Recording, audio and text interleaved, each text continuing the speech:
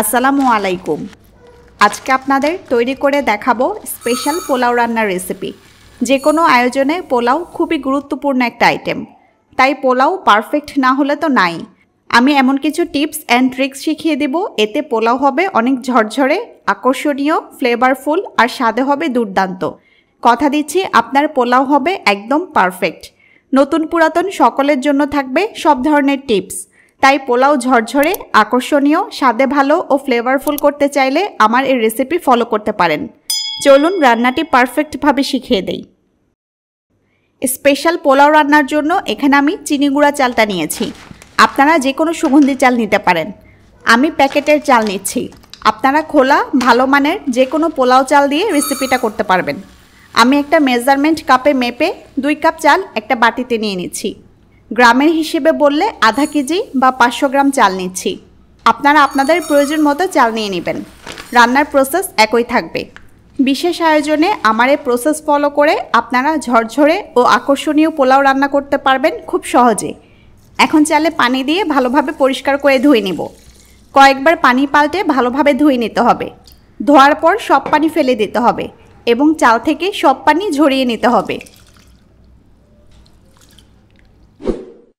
Medium আঁচে চুলা জ্বালিয়ে একটা প্যান বসিয়ে দিয়েছি। এখন প্যানে দিয়ে দিচ্ছি 2 টেবিল চামচ রান্নার তেল, অর্থাৎ সয়াবিন তেল দিচ্ছি। আর দিচ্ছি 1 টেবিল চামচ ঘি। ঘি অবশ্যই দেওয়ার চেষ্টা করবেন, এতে টেস্ট অনেক ভালো আসবে ও সুন্দর ফ্লেভার ছড়াবে। তেল এবং ঘি গরম হয়ে এলে দিচ্ছি 3টে এলাচ। এলাচ ফাটিয়ে দিবেন। এরপর দিচ্ছি 1 টুকরা দারচিনি আর 2টা তেজপাতা। নেড়ে 30 সেকেন্ড গরম মশলাগুলো ভেজে নিব। এরপর দিচ্ছি পেঁয়াজ কুচি। আমি একটা মাঝারি সাইজের পেঁয়াজ স্লাইস করে দিয়ে দিলাম। পেঁয়াজও নেড়ে নেড়ে মিনিট খানিকের মতো ভাজবো। পেঁয়াজের কালার চেঞ্জ হতে দেওয়া যাবে না। পেঁয়াজ 1 মিনিটের মতো ভেজে দিয়ে দিচ্ছি 1 চা চামচ রসুন বাটা। রসুন বাটাও কয়েক সেকেন্ড তেলে ভেজে নিব। চুলার আঁচ মিডিয়ামেই থাকবে। এবার ধুয়ে রাখা চালটা দিয়ে দিব। চাল আমি ধুয়ে কিছুক্ষণ ছাঁকনিতে রেখে ভালোভাবে পানি ঝরিয়ে নিয়েছি। চালে কিন্তু কোনো পানি থাকা যাবে না। সবগুলো চাল এখন আমি অনবরত নেড়ে নেড়ে তেলে ভেজে নিব। এভাবে চাল ভেজে নেওয়াটা খুব ইম্পর্টেন্ট। এভাবে ভালোভাবে চাল ভেজে নিলে পোলাও অনেক ঝরঝরে হবে। 1.5-2 মিনিটের মতো চাল আমি নেড়ে নেড়ে ভেজে নিয়েছি। এখন পানি দিব। আমি যে কাপে মেপে চাল দিয়েছিলাম সে কাপে মেপে পানি দিচ্ছি। আপনারাও যে পাত্র দিয়ে চাল মেপে নেবেন সে পাত্র দিয়ে পানি দেওয়ার চেষ্টা করবেন, কারণ পোলাও রান্নায় পানির পরিমাণটা সবচেয়ে ইম্পর্টেন্ট। পানি কম বেশি হলে পোলাও পারফেক্ট হবে না। আর পানিটা হতে হবে ফুটন্ত গরম পানি, ঠান্ডা পানি দেওয়া যাবে না। আমি যেহেতু 2 কাপ চাল দিয়েছি তাই 2-এর ডাবল হয় 4 কাপ। পানি দিতে হবে ডাবলের চাইতে 1 কাপ কম, অর্থাৎ 2 কাপ চালের জন্য পানি দিব 3 কাপ। আর দিব হাফ কাপের মতো আগে থেকে জাল করে নেওয়া গরুর দুধ। গরুর দুধ দিলে স্বাদ অনেক ভালো হবে, তাই অবশ্যই গরুর দুধ দেওয়ার চেষ্টা করবেন।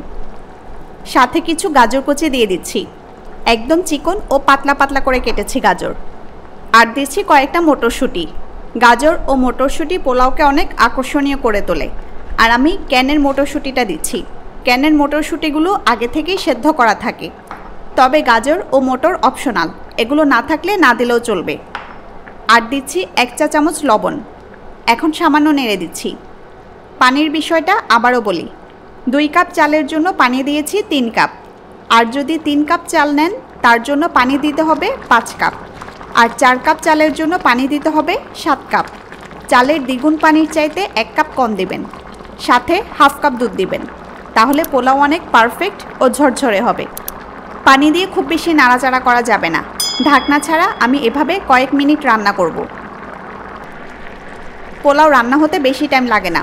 3-4 মিনিট পর দেখুন পানিটা প্রায় টেনে গেছে। পানি এখন চালের গায়ে গায়ে আছে। হালকা একটু নেড়ে দিচ্ছি। এখন ঢাকনা দিয়ে ঢেকে দিব। আর চুলার আঁচ মিডিয়াম থেকে একেবারে লো করে দিব। বিষয়টা অনেকটা দমে রাখার মতো। লো আঁচে ঢাকনা দিয়ে 10 মিনিট রাখার পর চলুন দেখি কী অবস্থা। দেখুন সব পানি টেনে গেছে। আমি একটু নেড়ে দেখাই। দেখুন অনেক পারফেক্টভাবে রান্নাটা হয়েছে। অনেক ঝরঝরে হয়েছে পোলাওটা। আর এত দারুণ ফ্লেভার ছড়িয়েছে চারপাশে তা বলে বোঝাতে পারছি না। এখন গরম গরম পরিবেশনের পালা। উপরে কিছু পেঁয়াজ বেরেস্তা ছড়িয়ে দিয়ে পরিবেশন করলে অনেক আকর্ষণীয় দেখাবে। ঘরে পারফেক্ট পেঁয়াজ বেরেস্তা কিভাবে তৈরি করবেন তার একটা রেসিপি আমার চ্যানেলে দেওয়া আছে, চাইলে দেখে নিতে পারেন। আর আমি যদি আপনাদের কাছ থেকে দেখাই, দেখুন পোলাওটা কতটা ঝরঝরে হয়েছে, একদম পারফেক্ট পোলাও। চাইলে প্রতিটা দানা আলাদা করা যাবে। আর পারফেক্টভাবে সেদ্ধও হয়েছে, দেখুন চাপ দিতেই গলে গেল। আর ফ্লেভারে তো চারপাশ মৌ মৌ করছে। রেসিপিটা কেমন লাগলো জানাবেন। আরও কী কী রেসিপি চান তাও জানাতে পারেন। সবাই ভালো থাকুন, সুস্থ থাকুন। আজকের মতো বিদায় নিচ্ছি। আল্লাহ হাফেজ।